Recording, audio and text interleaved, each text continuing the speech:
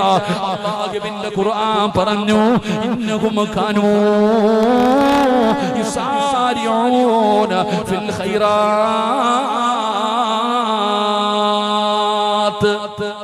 നിബിതങ്ങൾ പറഞ്ഞു കൊടുത്തു, ഫാത്തിമ ഉറങ്ങുന്നതിന് മുമ്പ് 33 പ്രാവശ്യം സുബ്ഹാനല്ലാഹ്, 33 പ്രാവശ്യം അൽഹംദുലില്ലാഹ്, 33 പ്രാവശ്യം 34 പ്രാവശ്യം അല്ലാഹു അക്ബർ.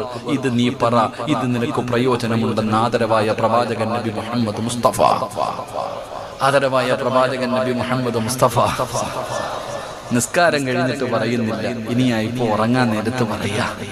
ഉസ്താദ് നിസ്കരിച്ചിട്ട് പോലും ഞാനിത് പറയാറില്ല. ഇനിയായിപ്പോ ഉറങ്ങാൻ കിടക്കുമ്പോ അല്ലാഹുവേ 2 ചെവിയിലും ഹെഡ്സെറ്റ് കയറ്റി വെച്ച് പടം കണ്ട് അങ്ങനെ ഉറങ്ങും. പാട്ട് കേട്ട് ഉറങ്ങും. യൂട്യൂബിലും ഫേസ്ബുക്കിലും കേറി ഇരുന്ന് കുത്തി ഉറങ്ങും. അല്ലാഹു കാത്തിരക്ഷിക്കുമാറാകട്ടെ, ഉറക്കപ്പറന്ന കാത്തിരക്ഷിക്കുമാറാകട്ടെ. ഒരു കാര്യം ഓർത്തോ, നീ സിനിമ കണ്ടുകൊണ്ടാണ് നീ ഉറങ്ങുന്നതെങ്കിൽ, സിനിമ അവസാനമായിട്ട് നീ കണ്ടത് നിനക്ക് ഉപകാരമുണ്ട്, നീ ചിന്തിക്കണം.